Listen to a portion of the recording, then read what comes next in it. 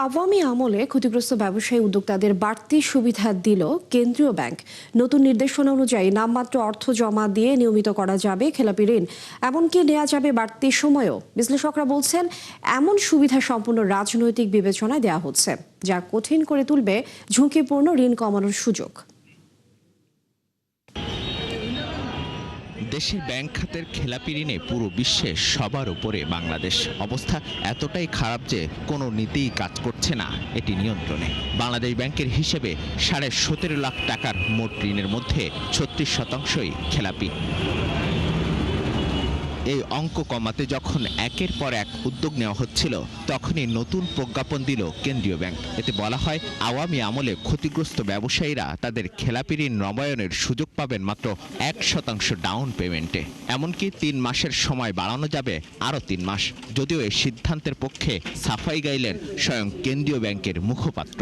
এই ধরনের মজলুম ব্যবসায়ী যারা, তাদেরকে কিন্তু ব্যবসার আওতায় তারা যাতে আবারও কলকারখানা চালু করতে পারে, সেই সুযোগ তাদের উদ্দেশ্যে এই পলিসি করা হয়েছে। অনেক ব্যবসায়ী 2% ডাউন পেমেন্ট দিয়েও দেওয়ার মতো সামর্থ্য নাই, কিন্তু আমরা বুঝতে পারছি যে তারা বোনাফাইড। তাদেরকে যদি কিছুটা শিথিল করা হয় পলিসি, তবে তারা ব্যবসা শুরু করতে পারবে। এর আগে অন্তর্বর্তী সরকারের আমলে ক্ষতিগ্রস্ত ব্যবসায়ীদের সুবিধার্থে নীতি সহায়তা দেয় কেন্দ্রীয় ব্যাংক, যার আওতায় নবায়ন কিংবা নতুন করে ঋণ সুবিধা পান কয়েকশো উদ্যোক্তা। যদিও তার প্রতিক্রিয়া ও যৌক্তিকতা নিয়ে প্রশ্ন ছিল নানা মহলে, তারপরও নতুন খেলাপিদের সুবিধা বাড়ানোর উদ্যোগকে ভালোভাবে দেখছে না এই বিশ্লেষক। তার মতে এই সিদ্ধান্ত পুরোপুরি রাজনৈতিক। ইকোনমি আর পলিটিক্স ভিন্ন ভিন্ন না, আমরা এটাকে পলিটিক্যাল ইকোনমি বলি।